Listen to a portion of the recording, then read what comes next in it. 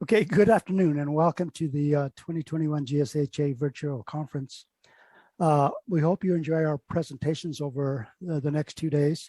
Please be sure that you are muted, like I was, and the video is off. That way we can preserve the bandwidth for Debbie's talk. It is my pleasure and honor to present Mrs. Debbie Gertler. Her presentation will be about migration patterns in New Spain. I've always wanted to learn about those. So Debbie, take it away. All right, thanks, Tom. I'm glad to be here with you today. All right, let's talk a little bit about migration patterns. But first, let's have a little bit of a history lesson.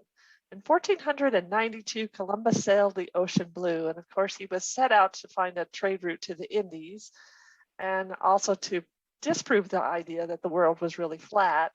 And this was kind of a key event that triggered colonization in the Western Hemisphere. So hopefully during this presentation, this will help you to understand migration patterns in New Spain and how they impacted record keeping. We'll also talk about how you can use these migration patterns to locate the records for your Hispanic ancestors in the Northern Hemisphere. Well, let's talk a little bit about Northern New Spain and how it came to be. In 1494, the King of Spain and the King of Portugal got together and they thought it would be great to divide up the New World. So they pretty much drew this imaginary line on the globe, and everything that's to the left went to Spain and everything that's to the right went to Portugal. And of course, it's interesting, this whole idea of dividing up the world.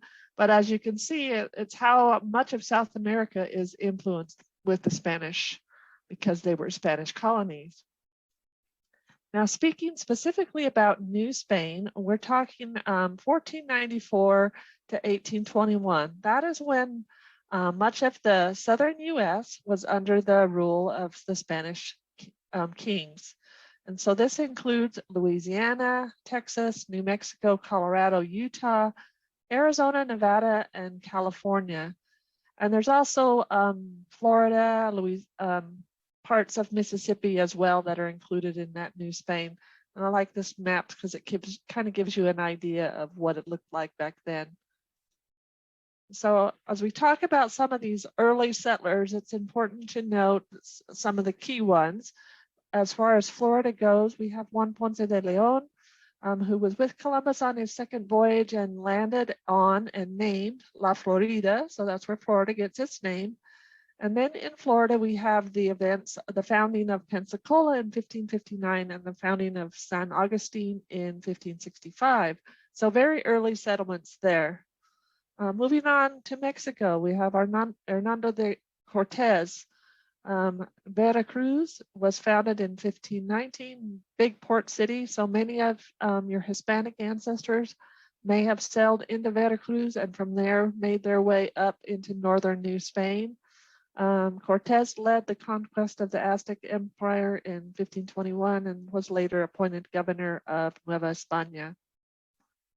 And then we have Hernando de Soto, and he explored much of the southern United States. He was the first one to cross the Mississippi River, and he helped to map much of the southern US, like from Florida to North Carolina, and then on west to the Mississippi River.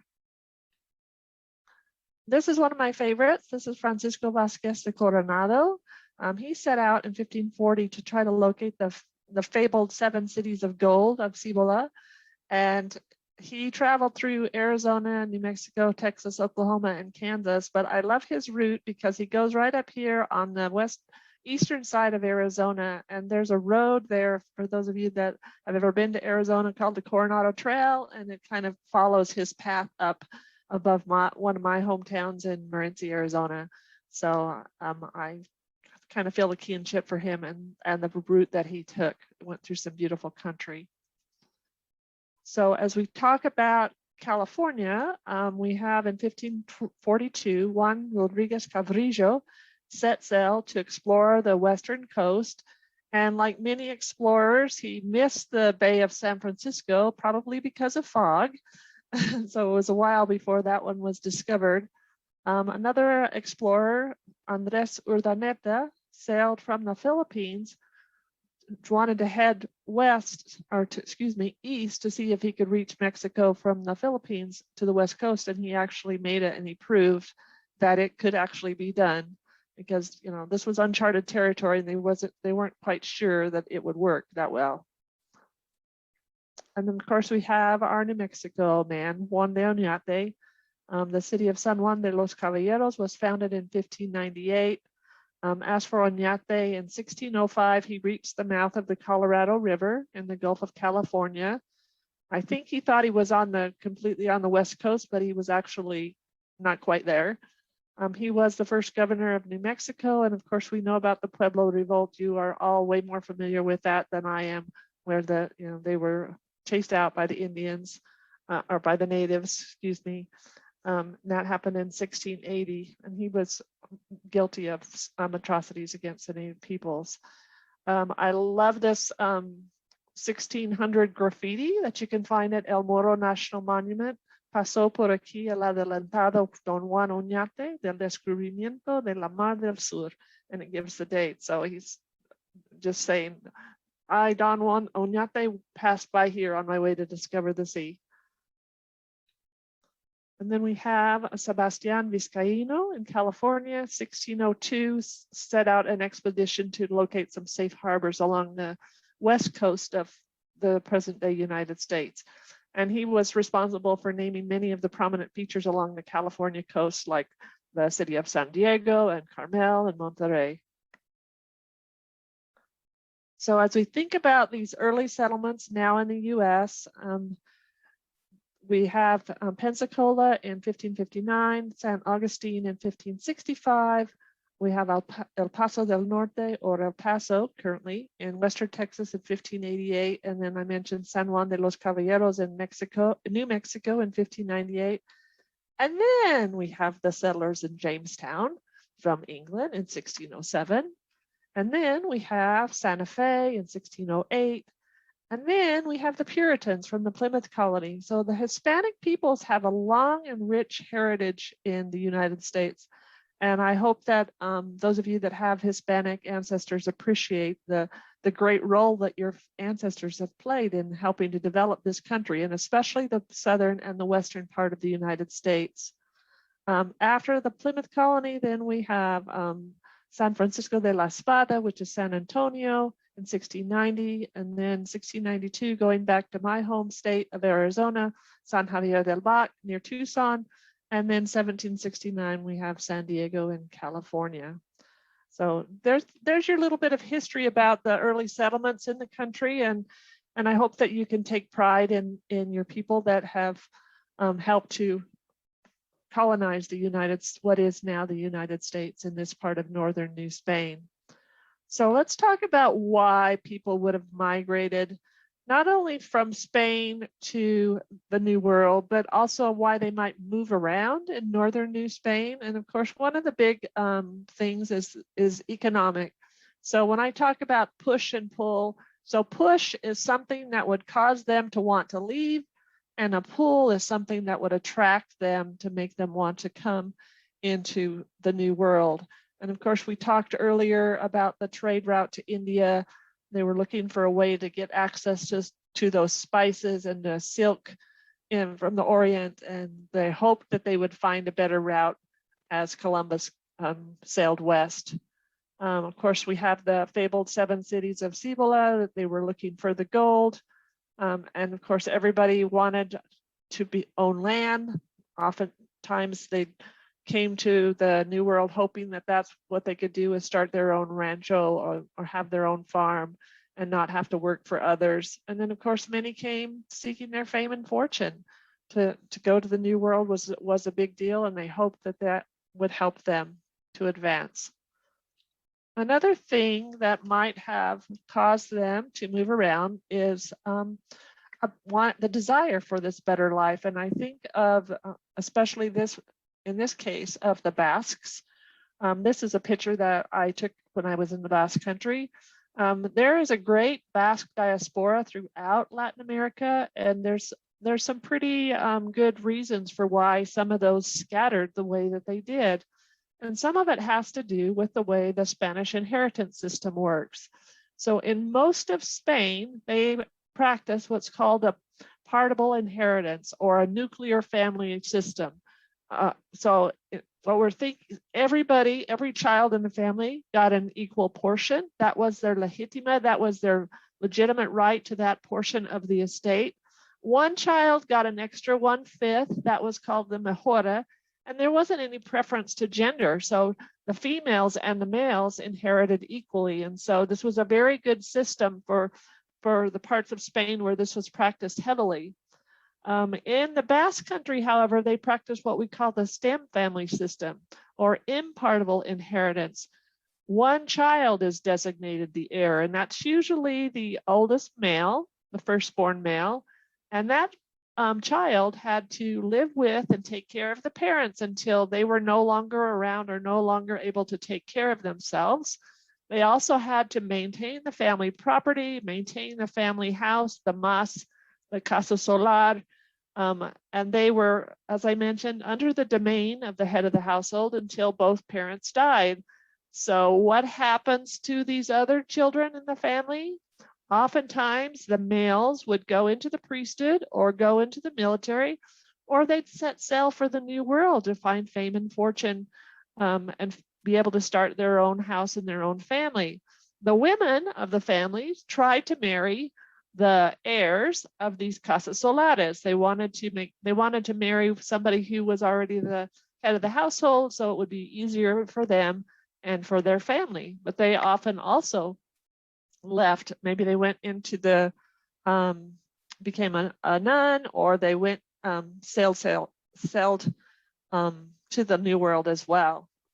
And there are huge amount of Basque populations throughout the world, but thinking of the ones specifically in the Western United States, we've got a big group in Boise, Idaho. They even have great Basque celebrations every year. The Rio Grande Valley, all up and down the valley, you can find Basques. Reno, Nevada, and the Central Valleys of California, Winnemucca, Nevada, all Basque strongholds because of these Basque settlers and these Basque pioneers who left their homes and came to the New World. And of course, there are many throughout Latin America. I've just given you some examples of some strongholds here in the United States. And the thing I love about the Basques is their surnames. They're very distinguishable. Arostegui, Elizalde, Echeverria, Esquivel, Inchausti, Zubiri, Galarraga, Ibarra, Goicoechea. It's fun for Brandon, one of my colleagues at the library, and I too. We love to research Basque, but it's fun for us to see these Basque names, or if somebody shows us their ancestry, and we can usually automatically pinpoint whether or not they were Basque, and that is fun for us to do. So sometimes the push and pull was military service, and there are some resources that you can look for military records. There's the Archivo General Militar in Segovia, so that's the General Military Archive in Segovia. There you're going to be looking mostly for officers and those who held a higher rank than your average soldier, but you may find some things for your average soldier there as well. The Archivo General de Simancas, they have some of the really early military records, 1780 to 1810. They're called Hojas de Servicio en America. And keep in mind, when they say America, they're meaning all of Latin America. So you can find some stuff there. And many of you know and probably already are aware that if you can trace your ancestry back to a soldier at the Santa Fe Presidio, or as a member of Galvez's troops during the American Revolution, you can claim membership in the DAR, the Daughters of the American Revolution, because of the support that the Spanish gave to America to the US during the Revolution. So other factors that might cause them to leave, of course, religious persecution and the Inquisition. Sometimes it was much easier for them to just pack up and leave than to try to wait it out and hope that they weren't called into the Inquisition Council in their neighborhood, or excuse me, in their village. I get a lot of questions from people asking about proving Jewish heritage, and it's a little tricky. I think you could do it with DNA, but sometimes it's very difficult to find those records of people who had Jewish heritage because they didn't want people to know that they were Jewish, that they were practicing Jews. And so they tried to do a pretty good job of hiding it. So keep that in mind if you're looking to try to prove that. During the Mexican Revolution, more than 890,000 Mexicans came to the US between 1910 and 1920 to escape what was going on, the turmoil, the unrest, and many of those worked on the railroads. So those are other factors that would cause them to move around or to leave their home country to go to another country. Now let's talk a little bit about these migration pathways as they're coming into northern New Spain.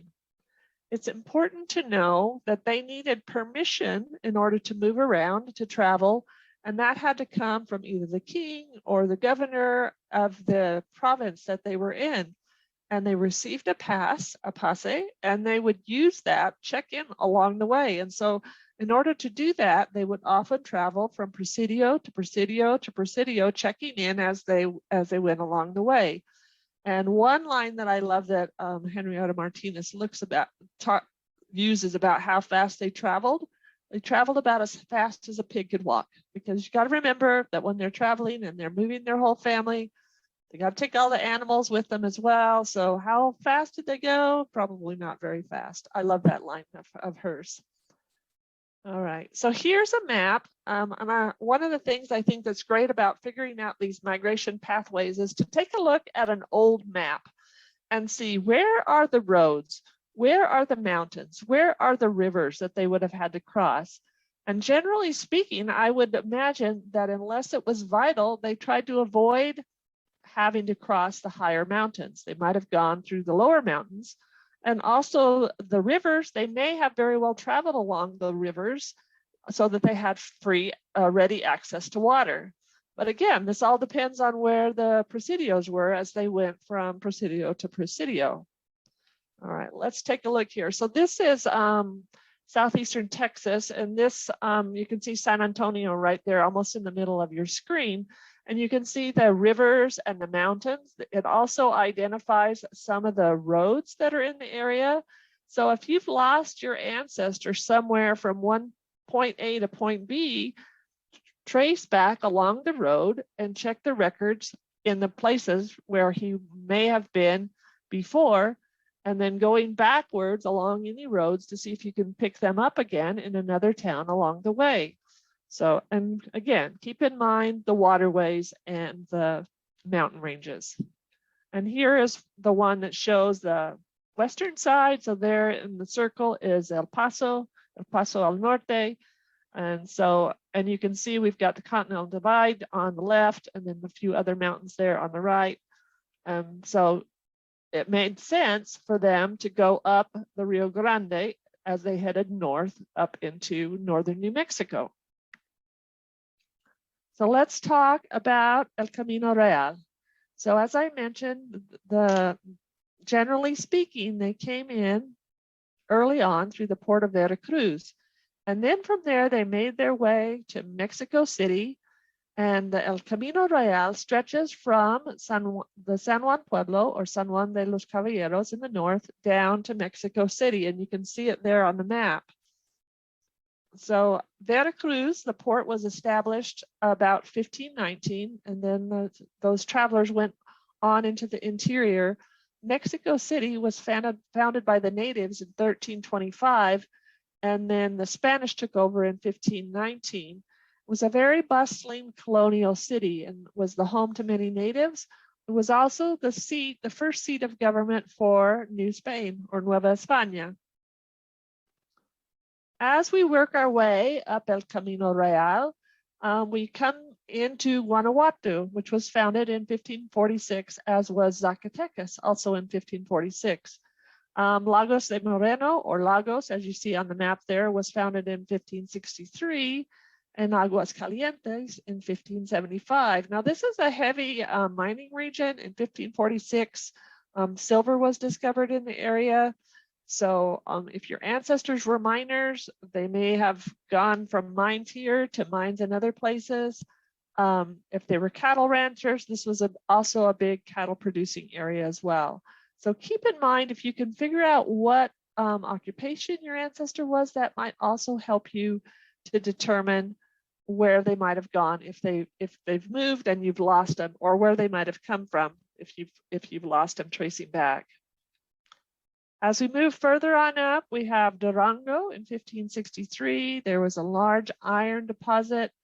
And then we move on to Hidalgo del Parral, Corralitos, Allende, and silver was discovered here in 1567. And there's been over 300 years of silver mining in this region. So again, if you think your ancestor was a miner, it's good to look at these mining towns that are around and see if they came from one mining town to another, because they tended to stick to what they knew how to do. All right, as we move farther on up, we have Ciudad Juarez and El Paso in 1598. And this is this was the gateway up into the northern part. And then we have San Juan de los Caballeros in 1598, and then Santa Fe 1610. This was your gateway to the north. This is the route that Juan de Oñate would have taken as he went up into New Mexico. As we look at those who moved around from northeastern Mexico and Texas, or what used to be called Texas y Coahuila, there are some very clear roadways and paths that are still in place today that show how settlers got from what is currently Coahuila into East Texas and Louisiana. And this is called El Camino Real de los Tejas. And you'll see that there are several different paths that they could have taken. And these highlight some of those paths, and they go all the way up into Louisiana.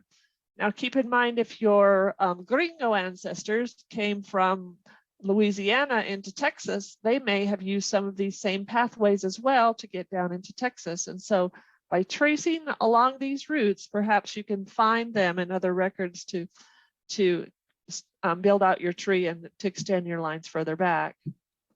Now, some of the early missions and presidios in Texas, of course, are San Antonio in 1690, Guerrero in Coahuila in 1699, Los Adeas near Nacogdoches in Louisiana in 1717, and the Alamo in 1718. There were 36 missions and presidios established between 1690 and 1793.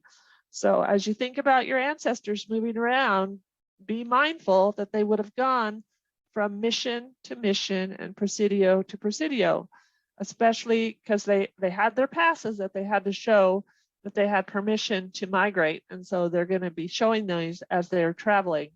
Now, this is a great map that shows the early missions and presidios and the roads in the 17th and 18th century. So these are the kinds of things that you can use to trace your ancestors back to where they may have come from before they got to where you last find them. So working your way back down the roads and doing searches in these towns and these areas may lead you to extend your tree back as you go back in time. Now let's talk about the Pacific Coast and the Southwest. So as we look at the West Coast, Juan Bautista de Anza led a great expedition, running up the coast of California, but he started down near Culiacan in the spring of 1775, working his way north. And you'll notice that he followed the coast for the first little while, and then he kind of turned in a little bit, and he's following some of the rivers. So, and then he goes up into Arizona, and he's up along the Santa Cruz and the Gila, and then he gets over to the Colorado, and then he snakes his way up along the west coast of California. So if you're looking for somebody that came into California early, work your way back along this trail, doing some searches in the different parishes that are along the way, and see if you can figure out where they came from before they went into California. So as we look at some of the places along the trail for San Juan Bautista de Anza, we have Culiacan. These are their founding dates: 1531, San Miguel de Horcasitas in 1749, San Javier del Bac, 1699, And then, he would have crossed the Colorado River, and then he ended up going all the way up into San Francisco. As we think about the records in this area, Guadalajara was the archdiocese for much of this area, and it was founded in 1542. So there are some great books with marriage dispensations, and there's some online sites where you can find marriage expedientes that may help you to, if your ancestor married during that time, may help you to trace them back to where they came from. The port city of Acapulco was founded in 1550. As we look at Alta California, so for those of you that don't know Spanish, Baja California is Lower California. Alta California is Upper California. So we think of Alta California today as we just know it as California. So this is just kind of outlines where the missions were along California and when they were founded. So, and you'll notice that they have their saint names, but if you can also figure out their current names as well. We have San Diego de Alcalá, so that's San Diego. We have San Carlos Borromeo de Carmelo, so that's Carmel. And then we have San Antonio de Padua, that's near Monterrey. San Luis Obispo de Toloso, but that's San Luis Obispo. And then San Francisco de Asís, San Juan Capistrano, Santa Clara de Asís, San Buenaventura, which is Ventura, and then we have Santa Barbara. So many of these have rich, long histories, and there is a site, Early California Population Project, that has indexed many of the mission records from these areas that are searchable by name. And then once you find a record, you can go in, they tell you where it came from, and then you can write to the archive that holds the record to get a copy. So one other pathway we need to consider is the Old Spanish Trail. And that was one that various ones that they used to go from Santa Fe over into California and back again. You'll see some of them took the northern route and went up into Colorado and Utah and then came down and across. Others may have taken a more southerly route, but there's various ways that they would have traveled in order to get over into California. Now, each of these trails that I've shown you has wonderful National Park Service sites that you can go in and you can look at on the web. And I believe they're all in the handout, the syllabus material, and you can read the history of these trails and the events that happened along them. And it will help you to learn more about this area. And I would recommend it, especially if you think your ancestors traveled along one of these trails to get to where you last find them.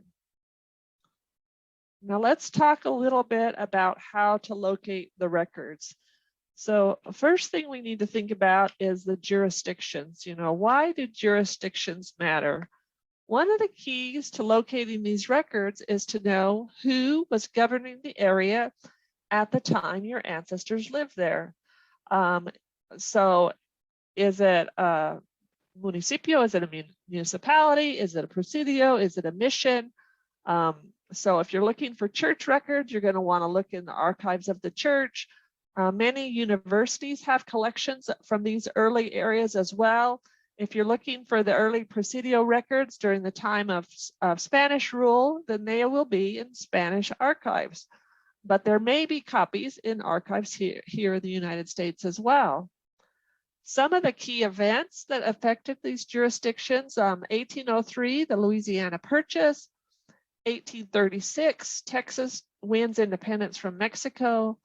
1848, the Treaty of Guadalupe Hidalgo, and 1853, Gadsden Purchase. Let's take a look at these on a map so you can see. Now pick the area where your ancestor lived and identify who was in charge when they lived there. So this one shows the Louisiana Purchase. So if your ancestors lived anywhere in this area that has the little dots on it, that was part of the Louisiana Purchase. So after 1803, it came under U.S. jurisdiction. Before that time, it might have been Spain or it might have been France, depending on the year. And so you're going to want to look for those types of records as well.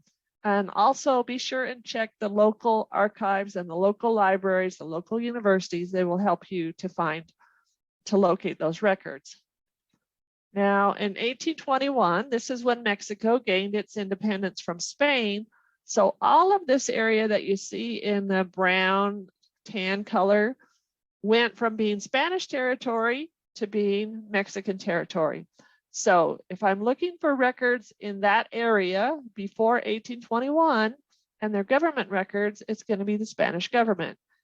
If I'm looking for church records, the church jurisdictions tended to stay the same, even though who was in charge of the country changed. So if I'm looking after this time, between 1821 and up till the Treaty of Guadalupe Hidalgo, I want to look in Mexico government records if I'm looking for something that would have been a government record. Now, in 1836, Texas gained its independence from Mexico and became a republic until about 1845 when it decided to join the United States. So when you're looking for records in Texas, during this republic time, you're going to look under the Texas Republic records. But the Texas State Archives has many good records for this area as well. So just remember, check your local state archives, your county archives, your local groups. They all might have good records for those areas. Now let's talk about the Treaty of Guadalupe Hidalgo. So everything you see down there in the Southwest in white was given to the United States from Mexico in 1848. So any records before that time, from 1821 to 1848, we're talking Mexico.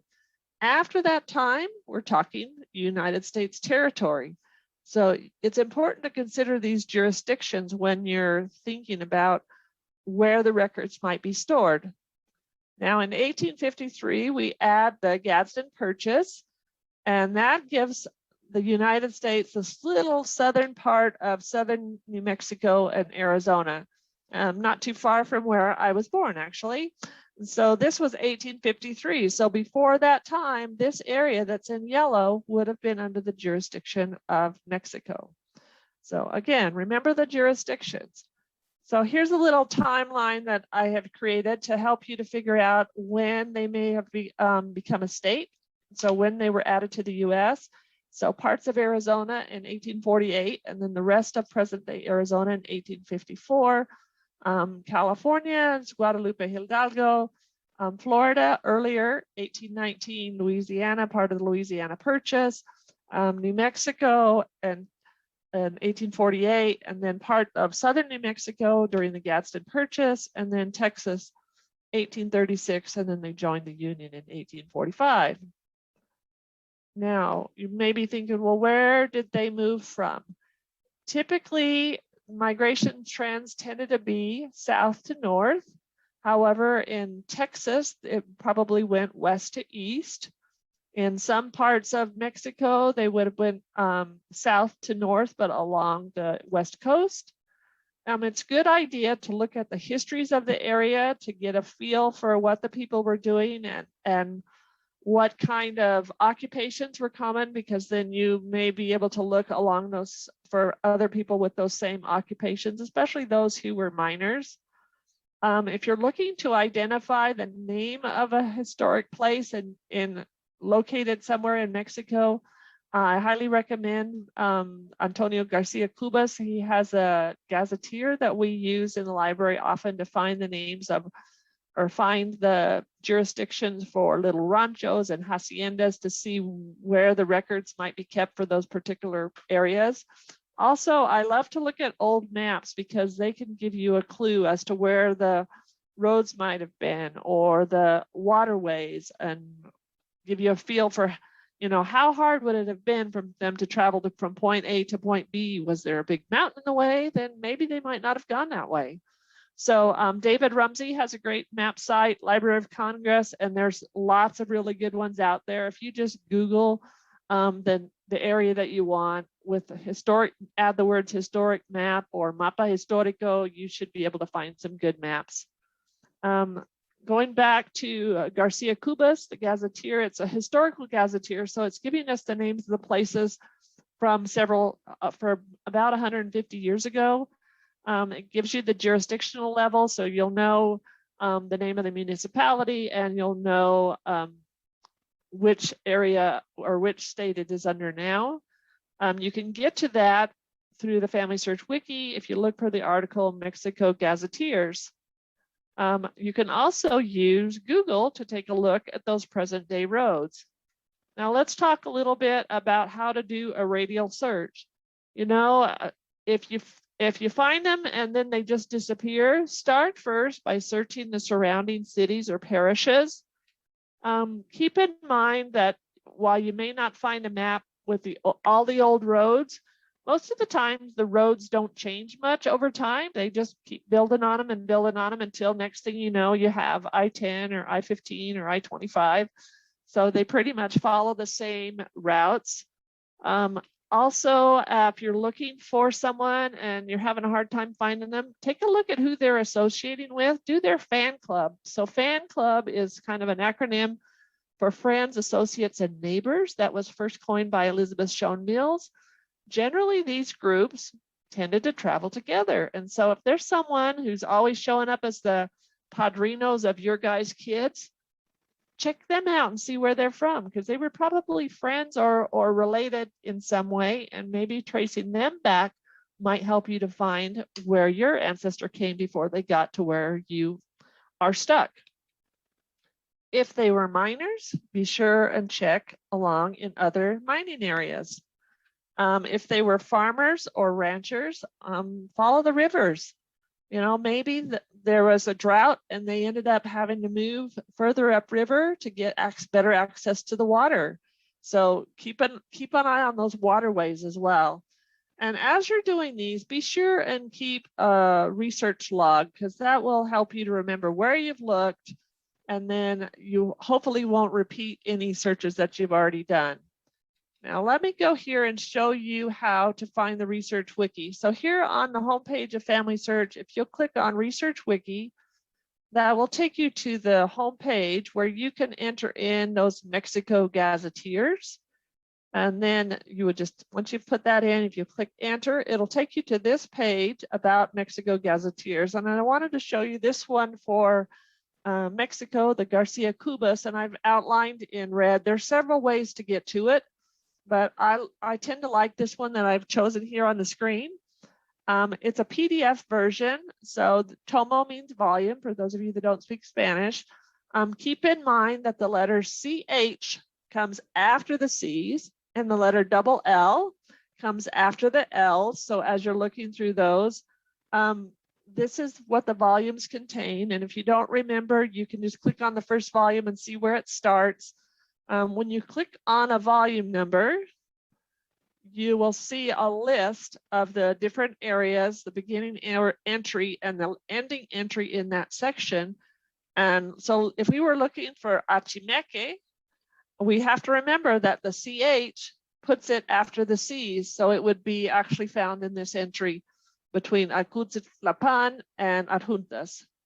Now let's take a look at what kind of information that you can see. So this is Achimeque de Arriba, and it tells me it's a rancho in the municipality of Tepetongo, and it's in the district of Jerez in the state of Zacatecas.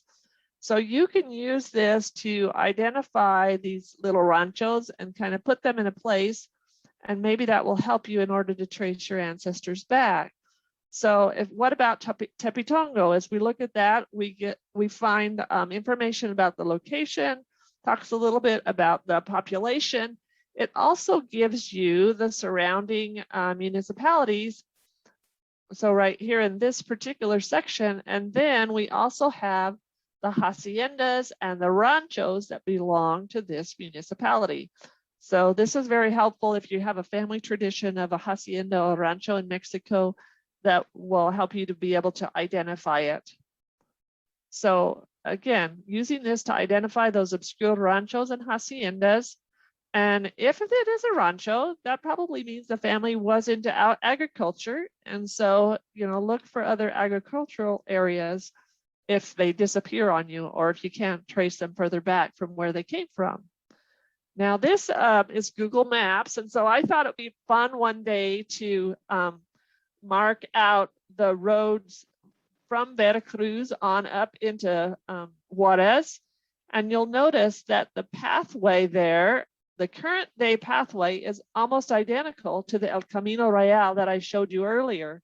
So you can see that they build those roads over existing roads, generally speaking. And here is the road to Parral and Chihuahua. So if you are trying to figure out where your ancestor came from, you may be able to use Google Maps to identify some roads, and then perhaps you do some searches to see the towns that are close by. I have another map here that I'd like to show you. This is identifies some roads in New Spain. I'm gonna pull it over here so you can take a look at it. So this, it comes from the David Rumsey map collection. And this shows many roads and pathways into the frontier, northern frontier of Spain between 1535 and 1706. So if your ancestors disappeared during these times, take a look at some of these roads and how they may have traveled around to see if you can figure out where they've come from. So this is a lovely map. I don't know if this one is in the syllabus. I only found it recently, but after the presentation, I'll be sure and throw it into the chat so you can find it as well. Oops, went too far. So again, as we're looking at the mining areas, if your family has a history of mining, San Luis Potosí, Guanajuato, Zacatecas, Chihuahua, all strong mining areas, as well as Sonora and Hermosillo has a strong history of mining in those areas. So check those mining locations as well. Now, if you're looking for your ancestor and you're trying to figure out where he came from, it's important that you be able to properly identify him if you do find somebody with the same name. So how will I know if I find an Antonio Garriga in a record, born about the right year and in the correct year, if it's the same person that I'm looking for? We need to be able to have enough information to be able to identify and confirm that him in a record. So can we say, oh yeah, that's him because these were the names of his parents, or yes, that was him because this is the name of his wife and we find him in another record, or this is him because I've also found a record of his child or a record of his sibling in that same place.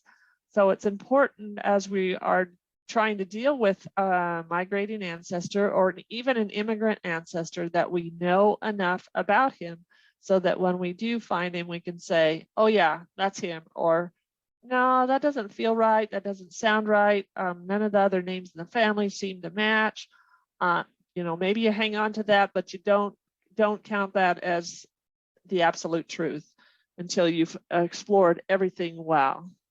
So I hope that this information has been helpful to you, and I am free now to answer some questions. It's not always easy to find these migrating ancestors, but if we're patient, if we're diligent, if we do radial searches, we can work our way back and hopefully we can find some information that will help us to be able to pinpoint that next generation back and keep that tree building away. So thanks, everybody. Yes, thank you very much, Debbie. That was very interesting. I've always wanted to look at all these various trails that people migrated on, because a long time ago, genealogist told me you have to follow those trails because that's where the records are going to be. Yeah, and you've got to try all those little archives and the university collections and those things. You can find the presidio records where maybe they've gone from one presidio to the next. Yeah, it can be very tricky, but it can be very rewarding as well. Let's see if we have any questions here in the chat room. Said Hector to everyone. Ms. Debbie Gutler, just want to comment that the first page of GSHA website emphasizes the migration of people that cross the Rio Grande River, but I'm grateful that you have highlighted the many other migration patterns into northern Spain, New Spain, taking into account the other migration patterns as is very important. At any rate, thank you. You are a fountain of information. Somebody trying to get in here? Thanks, Hector.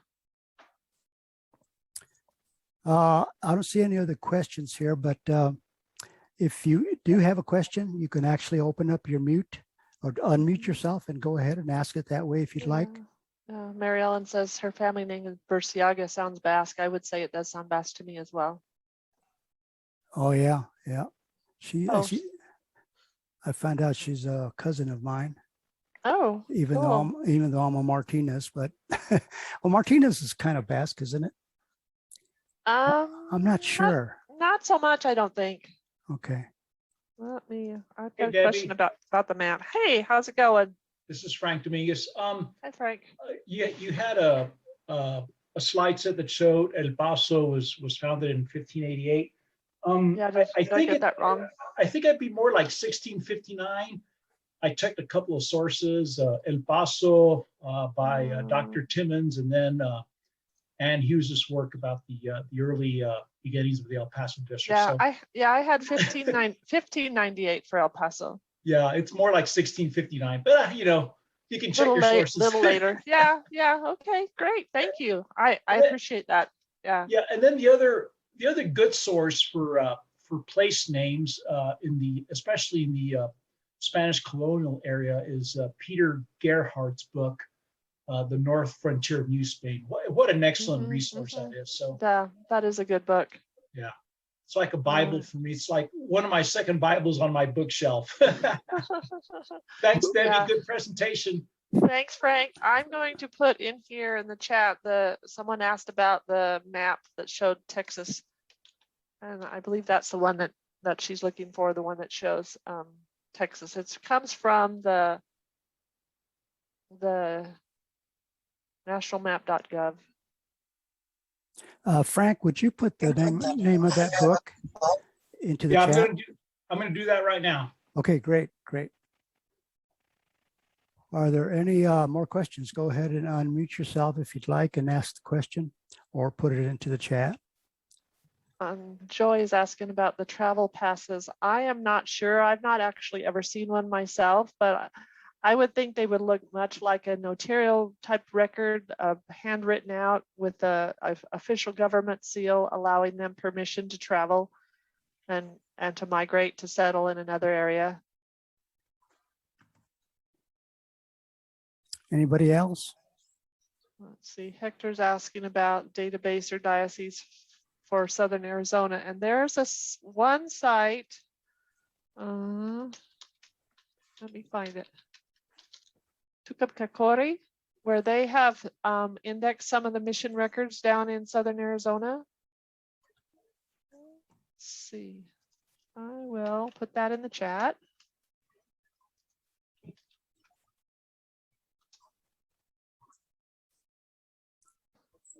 You're finding messages that I don't see. They're in the regular chat, I think. And then if you'll click on Mission 2000, this is the link that takes you directly. Another database, have you looked at Documentary Relations of the Southwest? That has some stuff for Southern Arizona as well. Hector's asking about besides Mission 2000.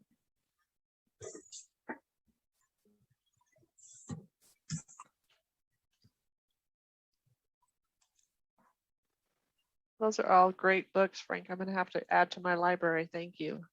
Amazon will appreciate you. Well, and actually that one by Ann Hughes is actually soft copy. So if you look for that, you can just download it, a soft version. Oh, okay. So like a PDF. Awesome. Yes, a PDF, right. Yeah, great. I'm always looking. I love books in PDF because then I can search. Yes. Yeah, and I don't have to make more room for them in my already crowded library.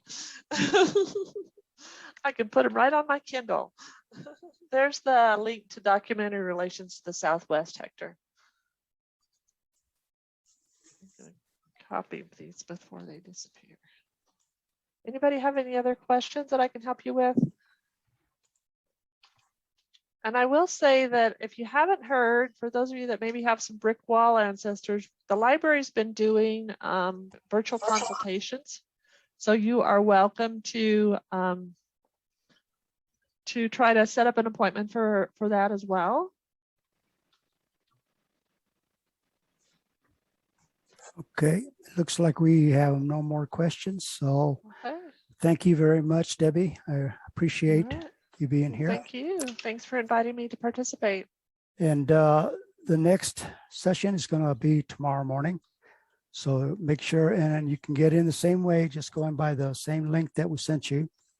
The sessions, I believe they start around 10 o'clock, if I'm right. So we'll see you in the morning. Thank you all very much. Bye-bye. Hasta luego.